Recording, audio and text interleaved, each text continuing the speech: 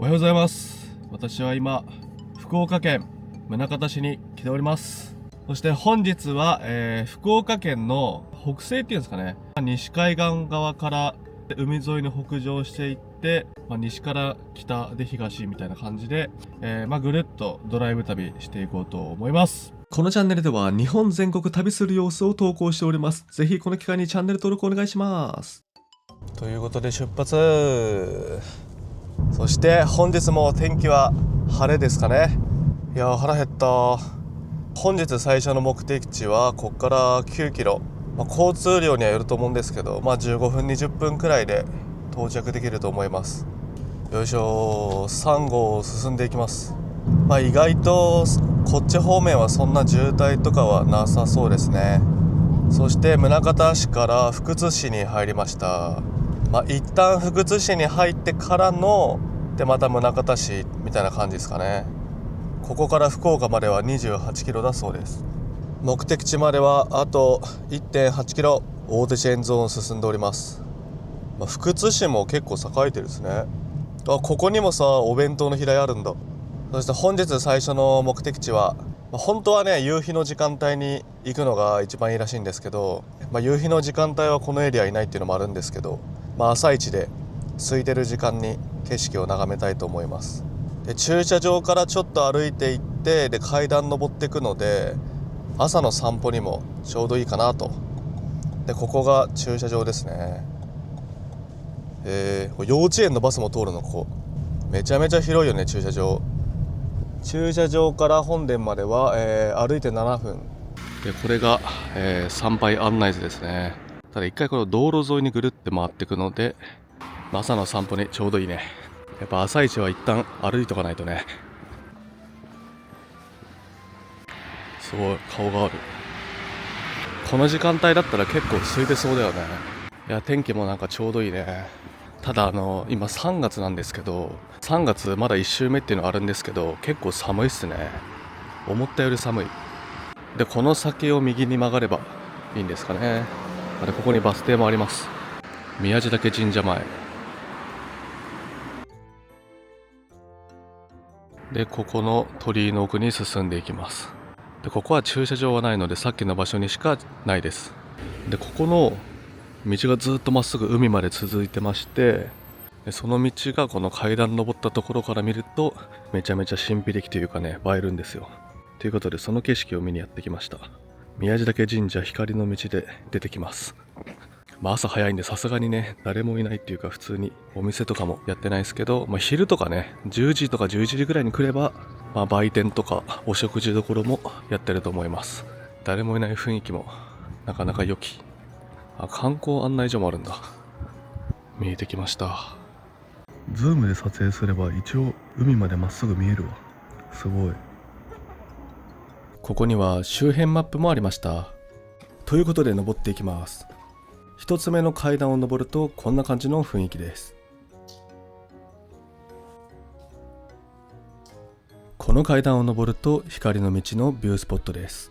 そして階段を登りきりましたからの景色がこちら。かなりズームしないと見えにくいですが、海までまっすぐと道が続いております。ズームで撮影するとこんな感じです。よーく見ると海の方にも鳥居がありました。ちなみに夕日が光の道を照らす景色が見られるのは2月と10月だそうです。光の道、スケジュールが合えば一度は見てみたいです。宮地嶽神社の創建は約1700年前だそうです。御祭神は神宮皇后、勝村の狼、勝頼の狼だそうです。手水舎はこんな感じで立派な作りでした。そして花も植えられていました。奥に見える大しめ縄は直径 2.6 メートル、長さ11メートル、重さ3トンで日本一の大きさを誇るそうです。すぐ近くには綺麗に桜も咲いていました。これは開運桜というそうです。また帰り道、こんなところにも鳥居を発見しました。参拝できたので次は奥に見える海にも行ってみます。やっぱ有名な神社だけあって結構ね参拝客いましたね。朝から朝からなんか神聖な気分になりましたね。浅い感想だったな。今朝から神聖な気分になりましたねっていう、すごい浅かったわ。コメント力ないんでね、ちょっとさっき宮地嶽神社の階段登ったところから光の道をねズームで撮影したと思うんですけど、で今度は光の道の先に向かいます。海ですね。でこれ左1キロで宮地浜海水浴場があるそうなので、前回はね海水浴場まで行ってないので、こう海沿いの雰囲気がねどんな感じなのかっていうのを見に行きます。いやーすごいね。でもほんとまっすぐ、ここもお店とか連なってるのかなと思ったんですけど、意外と住宅街ですね。鳥居見えました。この海沿いの鳥居も神秘的ですね。あの距離でも見えたからさ、やっぱでかいね。相当なサイズですよね。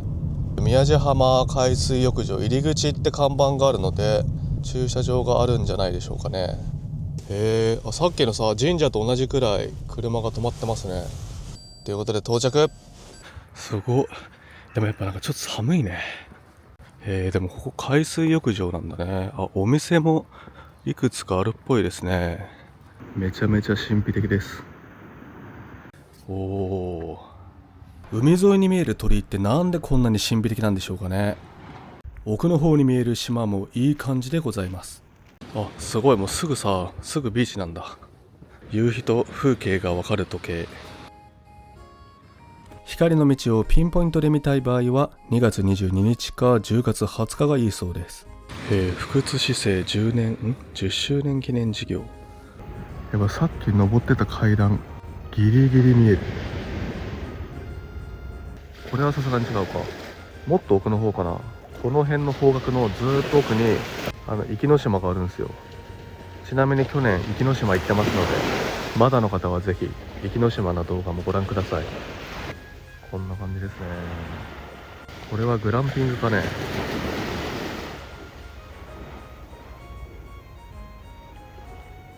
すごい。なんか波の音も独特ですね。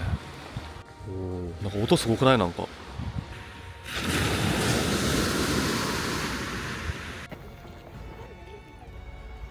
チャンネル登録高評価お願いします。いやーよかった。宮地嶽神社参拝したらこの海まで来た方がいいですね。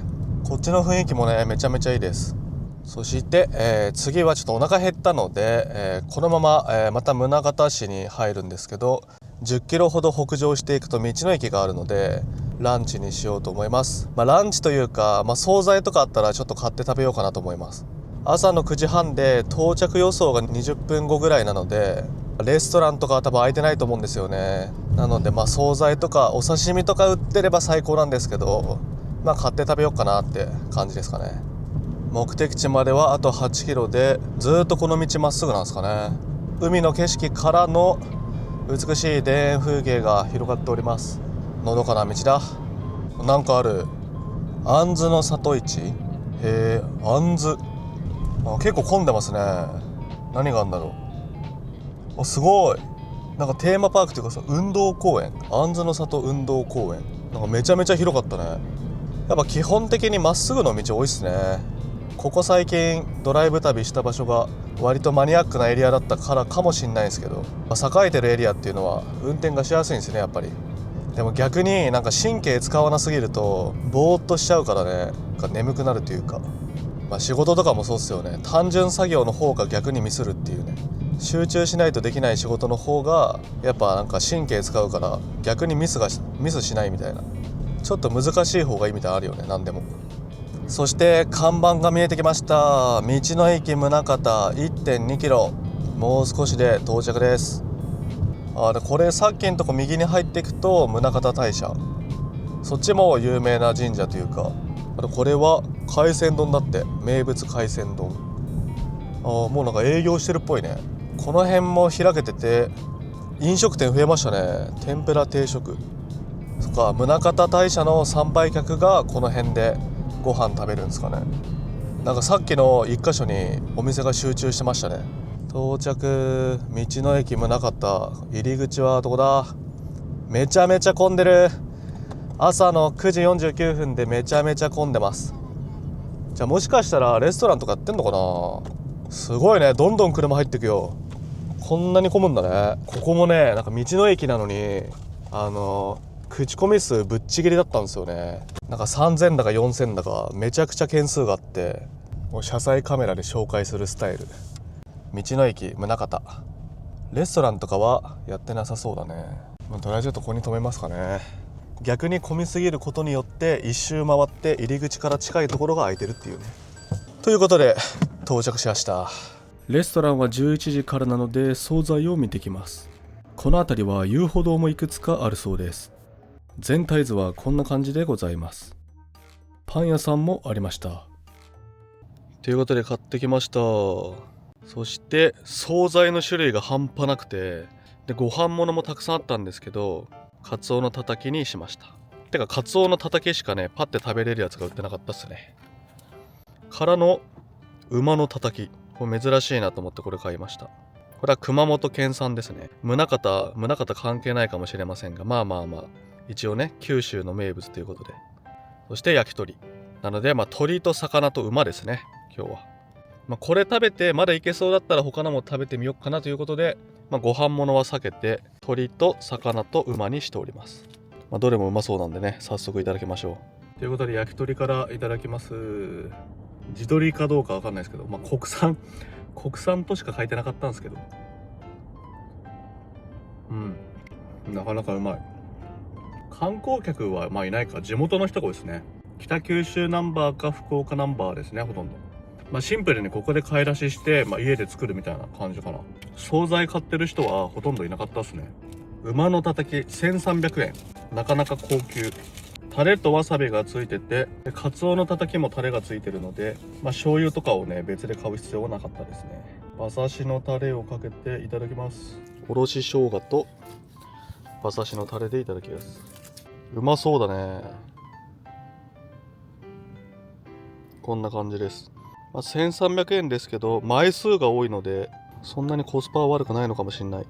いざ実食。馬刺しとはまた違うもんね。たたきの方がいいっていう人もいるかもしれん。うまい。そしてカツオのたたき、ポン酢で食べるそうですね。大量の玉ねぎと一緒にいただきます。うまい。やっぱ魚はいいね。こんな感じです。カツオたたきより馬のたたきの方が美味しいかもしれん。馬刺しはねあんまり好きじゃないんですけど、たたきの方がうまい。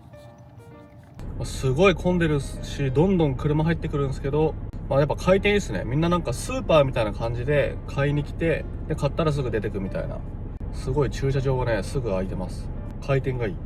で食堂とかレストランは11時からなんで、あと45分くらいあるのかってなってくると、この時間だったら惣菜でも全然いいかなっていう。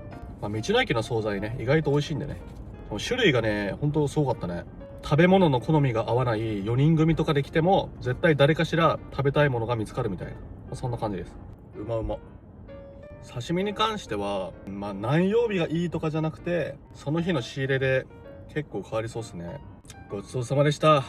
で美味しかった。結構いいラインナップでしたね。からのちゃっかり買っていたスイーツ、宗像シュークリーム290円。久方ぶりのスイーツタイム。うまっ。シュークリームたまに食うとめっちゃうまいね。これパンフレットありましたね。道の駅宗像でした。土日祝日とかすごそうですね。よいしょ。ということで次のエリアに向かいます。一気に北上していく感じになるかな。ということでドライブ旅スタート。道の駅宗像すごかったね。まさかのさ宝くじ売り場があってさ、そこも人並んでてちょっとおもろかったわ。こっちにも駐車場あるんですね。すごい。ここにもトイレがあるわ。右が北九州方面で左だと、福岡方面。何か所か回ってご飯食べてだいぶ時間経った感あるけど、まだ11時にもなってない。まだ10時53分でございます。今度はですね、宗像市から芦屋町に入ります。で芦屋町の観光スポットをいくつか回って、で北九州市に入ってって感じですかね。で夜ご飯は小倉駅の近くのお店を予約しておりますので、めちゃめちゃ美味しそうだったな。お楽しみに。そして海沿いの道からガラリと雰囲気が変わって、山の間を抜けていくようなルートなんですかね。いやほんとまっすぐの道が多いですね。ちょっと木で見えないんですけど、地図的にはこの左ちょっと行けばもう海が広がっております。この橋から見えそう。おー、そして芦屋町に入りました。で、目的地まではあと7キロでございます。山越えて町に入った感じですかね。看板がありますね。ようこそ芦屋町へ。なんか海とさ、なんかベル、幸せの鐘的なイラストがあったんですけど、それが有名なんかな。すごい。こう右側にボートレース芦屋だって。これボートレース場開催中、3月1日から6日で、これ左で芦屋市街、そしてこの辺が市街地ですかね。もうちょっと行くと右手に芦屋町役場があるので、この辺が中心地みたいな感じなんですかね。で、これまっすぐ行くと芦屋港があります。芦屋港か芦屋漁港かの近くになんかあるんですよ、ビュースポットが。で、そこの雰囲気がなんか独特だったんで、ちょっと散歩してみようかなということで向かっております。海が見えてきました。この突き当たりが、これが芦屋港で、右にカーブしていってしばらく行くと漁港があるんかな。波掛大橋渡っていきます。ここは魚見公園。ここもすごい眺めが良さそうですね。サイクリングロードもあります。ここはなんか温泉、露天風呂、展望露天風呂、潮騒の湯、ホテルと公園があるんですね。なんかマニアックなルートでね、ナビだと道がないんでめっちゃ道細いかなと思ったんですけど、この感じだったら大丈夫そうですね。すごい、海が見えてきました。すごい、めっちゃ設備整ってるわ。海鮮レストラン海の駅だって。併業してるっぽいね。思ったより混んでるね。そんなにマニアックな場所でもなかったか。釣りしてる人が多いのかな。ということで散策していこう。ということで到着。堂山。2つの岩山が連なったとても珍しい島で、手前は堂山、空洞を見せているのが堂山です。これどういうことなの？堂山、堂山、どっちも堂山、漢字が違うってことか。で、現在地がここで、堂山からの堂山に行けばいいの？どうやって行けばいいんだろう。こっちからぐるっと回ることはできないんだ。落石注意。やばい、落石で顔がもげてる。あれだね、もしかしたら干潮の時間帯じゃないと遊歩道は行けないのかな。とりあえずこの道路沿いから行ってみますかね。多分これをまっすぐ進んでいく感じですかね。こっちは漁港になってるわ。で、この右奥の方で釣りしてる人がいっぱいいますね。で、この突き当たりまで行くと遊歩道があるのかな。見えてきました。だいたい 2,3 分くらい歩くのかな。早歩き2分くらいでここまで来れましたね。でも景色めっちゃいいわ。素晴らしい景色が広がっております。なんか道っぽいのはあるんですけど、これは行けるのかどうか。でも潮が引いてないとなんか厳しそうだよね。でもあそこになんか階段と手すりがあるわ。で、こっちは漁港になってて釣り人がたくさんいます。海沿いに遊歩道があって、そこがすごいね神秘的だったのでそこを目指してるんですけど、なんか海に沈んでる気がする。これは物理的にはいけるんですけど、やっぱ潮が引いてないと無理だね。今日干潮の時間調べてなかったわ。潮が引いてればおそらく奥の方まで行けたんじゃないですか。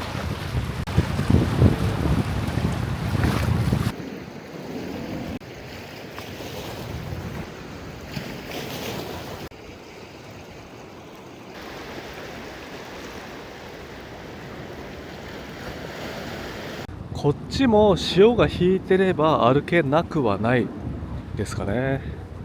でもなんか看板みたいなのとなんか歩道っぽいのがあるんですよね。でも歩けないけどいい眺めです。ここはなんかもともと看板があったんですかね。結構歩くつもりでいたけどあっという間に終わってしまった。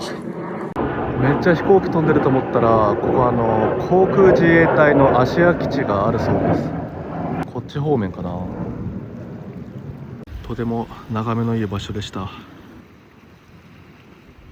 そして次もこの近くに遊歩道があって、多分さっきの場所はね干潮じゃないと難しそうでしたけど、次のところは潮が引いてなくても歩けそうな感じの遊歩道だったので早速向かいます。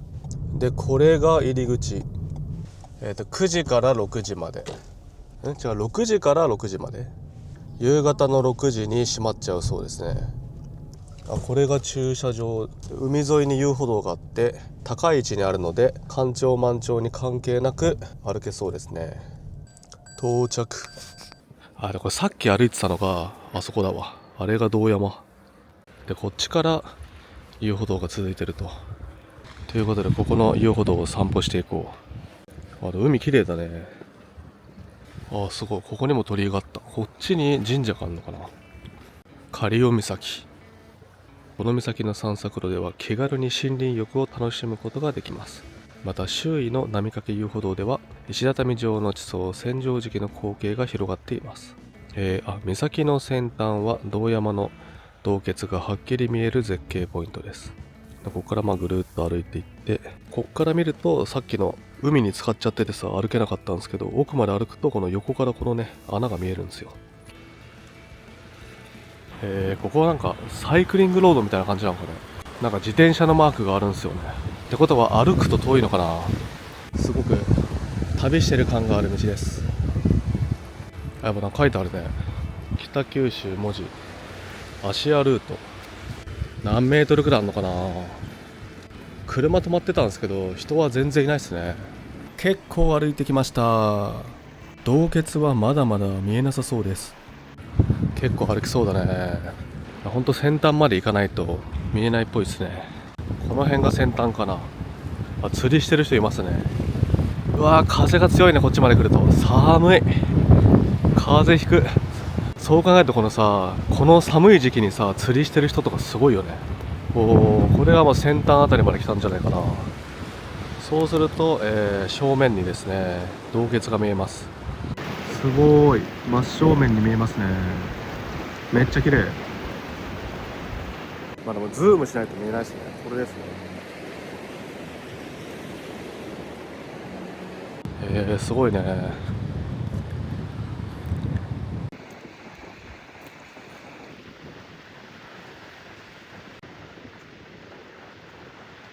これが今先端まで来ました。これが千畳敷。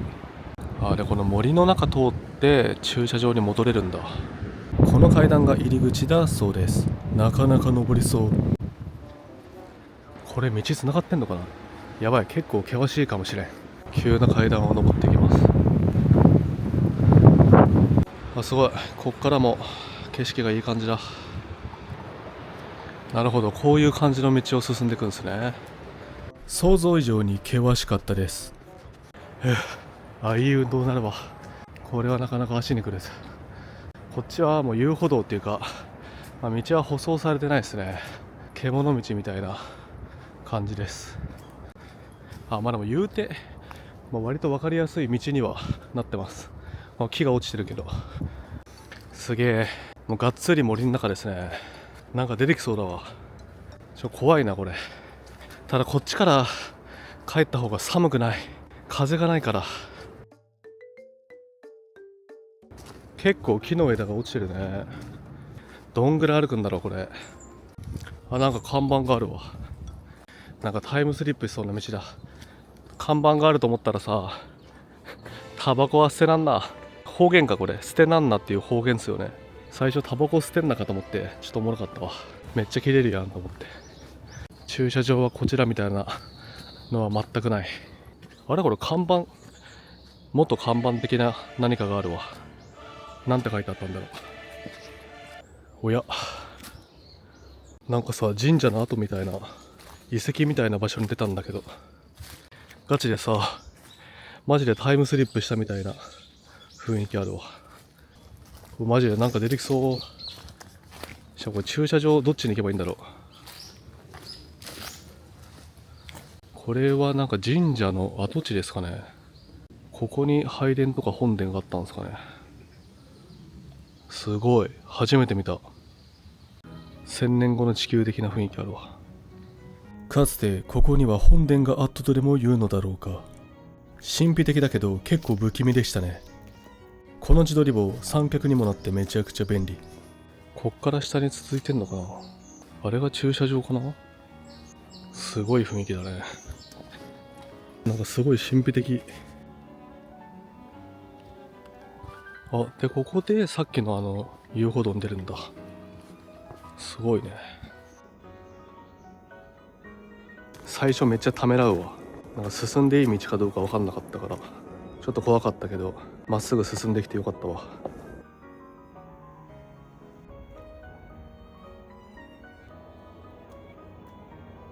おー、でこの道に出ると。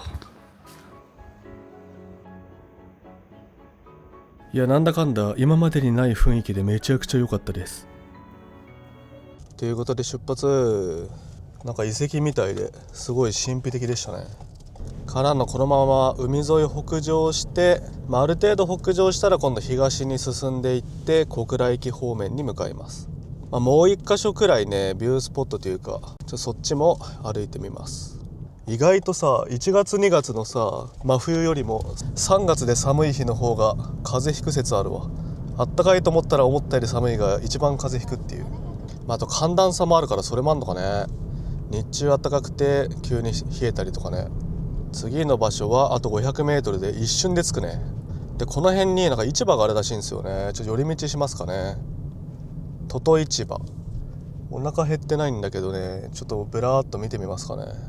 海鮮丼食べられるお店があったりとか、あと野菜市場も書いてあるね。刺身とかも売ってるのかな。プラーっと見てこようかね。あとバーベキューもねできるらしいんですよ。バーベキュー場といろいろあるみたいなのでささっと見てきやす。ということで鳥戸市場でした。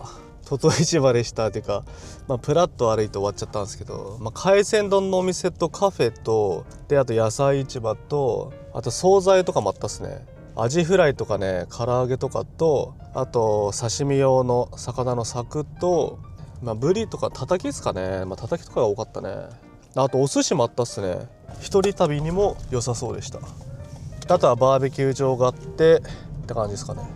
で今1時か、お昼時ですけど、木曜日ということもありかなり空いてるんで、一人でプラッと来てパパッと食べたいって人にもいいと思います。お寿司とかはね結構うまそうだったね。あと量もちょうどいいですね。ちっちゃい海鮮丼とかもあって何種類か食べたい人に良さそうなラインナップでした。でここが公園でなんかビュースポットがあるんですかね。めっちゃ混んでる。ということで夏井ヶ浜浜遊公園、展望園地や展望台からは雄大な響き灘なのか京棚なのか調べてなかったわが一望できますと。夕日スポットとしても人気だそうです。恋人の聖地らしいですね。恋人の聖地におっさん一人で歩いてくるっていうね。結構いろんな場所にさ恋人の聖地あるけどさ、逆に一人旅の聖地とかさ作ってもいいんじゃない？あれじゃない？意外とすぐ着いた。幸せの鐘。カップルが幸せの鐘を鳴らしています。これは邪魔するわけにはいかないので一旦別のルートで行こう。もうすでにあれだね、駐車場の時点で結構高い位置に来てるんで、坂とか全然ないですね。平坦な道を 2,3 分歩いたらすぐに展望台でございます。めちゃめちゃいい景色だ。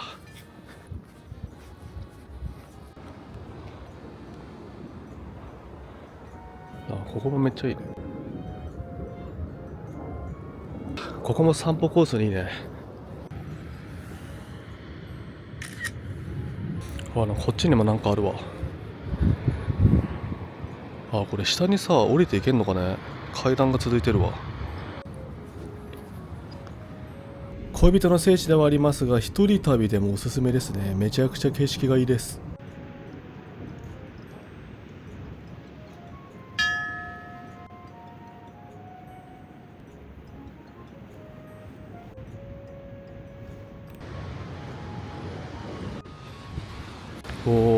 こっちは結構波が荒れてますよって人がいる。待って意外と波が荒々しいですねって言おうと思ったらさ、まさかの人がいた。どうやって行ったんだろう。これ普通に降りてったのかな。この画角だとちょっと意味深に映っちゃうよね。遠くの方には風車が見えます。素晴らしい眺め。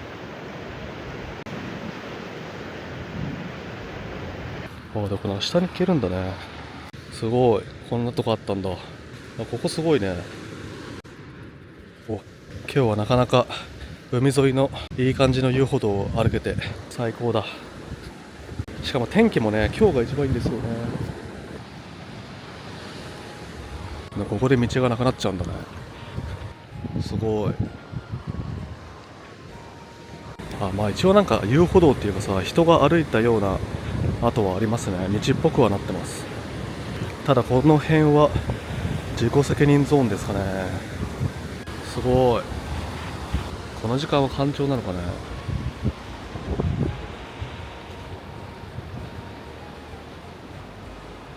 いやー、とても素晴らしい眺めでした。しかも駐車場から近いっていうのもいいですよね。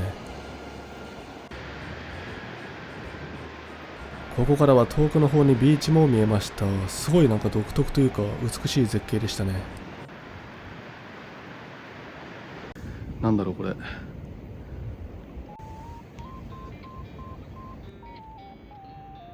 さっきのは合鍵をかける場所だったそうです。自動販売機で購入できるそうです。いや、浜湯公園良かったね。パッて歩けて景色もいいし、なかなか良き場所でした。からの小倉方面に向かっていきます。この道もすごいね。海が綺麗、海が青いです。で、さっきの公園から今通ってる道が見えた時の景色もめっちゃ良かったね。もうこの4つの窓全部半分くらいまで開けて海沿いドライブするとなんかめっちゃいい、この海の空気感も感じれるから、五感で感じる海沿いドライブ。これ離島とかでやりたいね。でも離島だったらバイクとかの方がいいのか。バイクの方がもう全身で風を受け止められるからね。今度やりたいね。夜ご飯が6時に予約してて、小倉付近まで超のんびり行って1時間くらいかけて行ってもまだ3時間あんのか。商店街とかブラブラ散歩して時間潰して、でホテルチェックインして夜ご飯ですかね。495号を進んでおります。なんか思ったより道が空いてますね。こっから小倉までは20キロ。この交差点日の差か。なんか日本全国のさ、珍しい名前の交差点みたいなトップ10とかってどんな名前が出てくるんだろうね。結構ユニークなさ名前の交差点ちょいちょいあるんですよね。すごい。何この橋、なんか珍しいデザインですね。なんか見たことないデザイン。これずっとまっすぐで下関まで何キロあるんだろう。ちなみに明日は門司港エリアをメインに観光して、で、天気が良さそうだったら船で5分でね下関側に渡れるんですよ。唐戸市場側に渡れるので、行ってみようかなと。ぜひね、この機会にチャンネル登録とあと高評価もお願いします。ありがとうございます。そして奥の方に大きな赤い橋が見えてきました。なんだっけ、若戸大橋だっけ。あれは昨日渡った橋ですね。昨日は高遠山、そこの展望台からもいたんですけど、今のこの坂の上から見る橋の雰囲気も良かったっすね。そしてこれをまっすぐで若戸大橋渡ります。すごい、このビルのさ広がり方っていうか、なんか街にやってきた感がすごいわ。どんどん都市部に進んでいっております。この辺から急に栄えてきましたね。でここで分岐がありまして、門司小倉北、これ3つに分かれるからね、なかなか一瞬テンパるよね。これ左に行っちゃうと戸端ステーションで、右が門司小倉北、あと5キロで到着ですね。結構あっという間だね。いやでも本当道がまっすぐで運転しやすいですね。だいぶ都市部の方に入ってきたのかな。これはね分岐とかむずそうですね。多分まっすぐ進んでいれば着くとは思うんですけど、このままこの車線にいていいのか。なんかどっかで右に曲がるんだ。すごい、ここにさめっちゃでかい温泉があるわ。天然温泉コロナの湯、めっちゃでかいね。でこれを右に行っちゃうと高速で、このまま直進。でもどっかね右に曲がんないといけないんだよな。奥の景色が全然見えないからちょっと不安になるわ。こういう道なんか怖い。閉鎖感があって。でもう少しで右に曲がるのかな。これが西小倉駅ですね。でこの橋渡ってからの右折か。これ詰まってんじゃない？右折レーンで多分渡って信号あれか、みんな右折するんだ。めっちゃ詰まってる。ここ橋渡ってからじゃないといけないのかな。いけないんだ。なんか独特な雰囲気ですね。でこれを右と、そしてここ進んでどっか右に入るとあるんかな。ただそこが商業施設があるってだけで駐車場の入り口がこっち方面とは限らないんで怖いよね。都会の運転はちょっとね変な怖さがあるんだよね。でもこれ地元の人からしたらここはここねって分かる景色なのかな。商店街あるわ。めっちゃ長い商店街ある。なんていうの、京町通りっていうのかな。もういいね、ここの雰囲気。広々としていて、で駐車場の入り口があるかね。でここが多分左がリバーウォークなんですよね。これどうやって行くんだろう。駐車場はどこですか。これ左でぐるって回ってくのかな。でもこの辺すごいワンブロックがめっちゃでかい。これはいいのかな、左で。ありましたね。でこの小倉城とリバーウォークの間の道でこの駐車場入り口があるんですね。なるほどね。この隙間に裏側から回る感じね。なんかこのさリバーウォークの屋上からさ小倉見たらさ、小倉城見たら綺麗そうじゃない。見えねえ、全然見えない。暗くて逆光で全く見えなかったわ。これ一方通行かな。対向車来ることあんのかな。これめっちゃ登ってくじゃん。これ入り口まで110メートル。降りるとき大変やないかい。めちゃめちゃ登りやないかい。よいしょ。これが入り口か。一般駐車券。バーが降りている際は上の階。へえ、満車だとさバー閉まるんだね。到着しました。ちょっと寒いから室内施設歩こうかなと思ったんですけど、ここもなんかねほぼ外でした。そこ1階にやってきました。でここが小倉城か。なんかすごい独特な作りだね。ということで夜ご飯の前に小倉城を観光してきます。小倉城の搭乗者は1000万人を突破したそうです。おめでとうございます。ということで入場しました。展望室を目指して向かいます。1階から5階まであるそうです。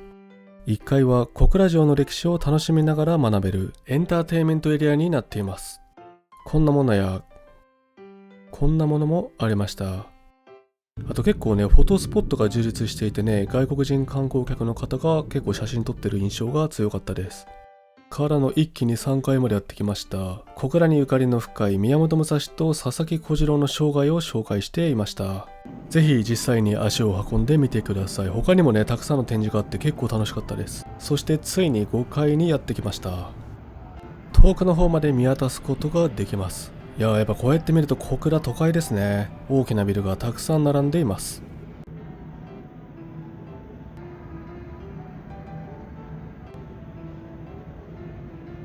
こっち方面は昨日観光した平尾台があるそうですが、さすがにね見えなかったっすね。結構楽しかったです。ありがとう小倉城。そしてこの天守閣の向かいには佐々木小次郎と宮本武蔵の像もあります。駐車場はリバーウォーク止めちゃったんですけど、結局小倉城観光したんで、リバーウォークはイオンみたいな感じかなと思ったんですけど、結構外だったっすね結構外というか、ほぼほぼ外で、お店の中入ればあれなんですけど、なので、冬だと、寒いっすね。そして、早めに小倉駅方面行ってホテルチェックインしちゃおうかなっていう。ご利用ありがとうございました。すごい大都会だね。でこっからホテルまで800メートルでこの道沿いになるのかな。めっちゃ近い。なんか車線変更大変そうだな。右側にいればよかった。これ結構えぐいぞ。なんかバスいでその前が左折しようとしてるし。譲ってくれたこの人。ありがたい。ナイス。めっちゃバスいるね。こんなにバス走ってんだね。怖っ。あと600メートルで到着だけど、なんかやけに長く感じるわ。ただホテルが多分ね左側なんで、左車線にいないといけないんだよな、どっかで。でここが多分左右に横にね商店街があるんですよね。魚町銀天街で、ホテルはあと 300m。 バスがいて左に入れるかどうかっていうね。あった西鉄院小倉、ここの駐車場行けるのか。一回ホテル止めちゃいますかね。これ空いてる？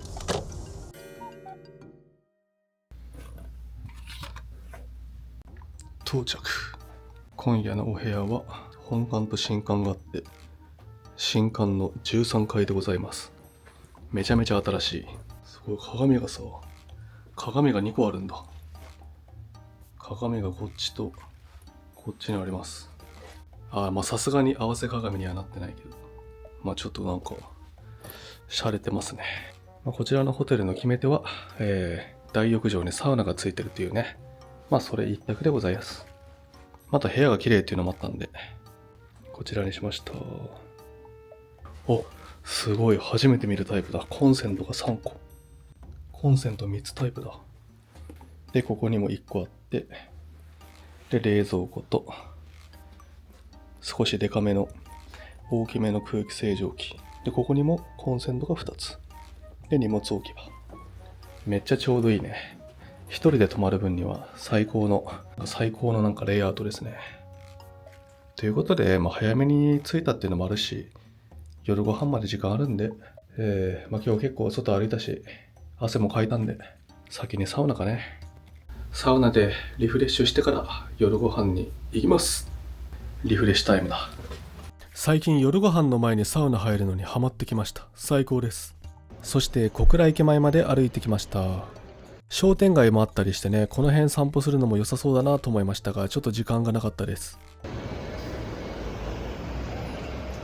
そして今夜の晩ご飯のお店に到着しました。カウンター席もいくつかあり、一人でも入りやすいお店です。ただ料理とかの撮影はいいんですけど、お店わかんないようにしといてくださいって言われちゃったんでね、どこのお店かは内緒です。ただもしかしたらね、料理見ただけでわかる人もいるのかもしれません。そして今日は毎度のことながら刺身盛り合わせと、あとここの人気メニュースキニを注文しました。いや、一枚一枚丁寧に盛り付けられていて、しかも輝いていてめちゃくちゃうまそう。そして本日は木曜日なんですけど、予約だけでもう満席で埋まっているそうです。常連のお客さんだけでいつも賑わっているような、そんな雰囲気のお店でしたね。あと気遣いがすごかったっすね。ちょいちょいね、忙しい中声かけてくださって、おもてなしの心がね、すごくてびっくりしましたね。そしてスキニがやってきました。めちゃめちゃうまそう。想像以上にお肉も大きくて最高です。そういえば旅行先で牛肉は久々に食べますね。からのいい感じの色になってきました。それでは早速いただきます。出汁が染み込んだこの肉がうますぎてね、あとご飯との相性も抜群です。たまには旅行先でこういうの食べるのも悪くないっすね。からの締めのうどんを注文しました。白飯からのうどん。今日はチートデーでございます。最初はちょっと注文しすぎたかなと思ったんですけどね、全然そんなことなかったです。最後まで熱々でとても美味しくいただきました。からの食後にアイスをいただきました。ごちそうさまです。いや、めっちゃ腹いっぱいになりましたね。ホテルに帰って爆睡します。その前にちょっとだけ駅近くを散歩しました。意外とこの辺はね、人いなかったっすね。駅の中は人が多くてね、フォトスポットとかもあったんすけどね、撮れなかったっすね。寿司の都って書いてあったんでね、次来た時はお寿司巡りの旅もしたいですね。ということでホテル戻ってきました。2日連続でセブンイレブンの炭酸レモン、これを飲んで爆睡します。福岡県ドライブ旅、あっという間に2日目終わってしまいました。明日は最終日で、割とメジャーなスポットをねメインに回っていって、帰りの飛行機の時間まで楽しんでいきたいと思います。もうちょっとこれ飲んだら爆睡しやすということで、おやすみなさい。ご視聴ありがとうございました。ご視聴ありがとうございます。北海道から沖縄まで日本全国を旅行中。チャンネル登録高評価お願いします。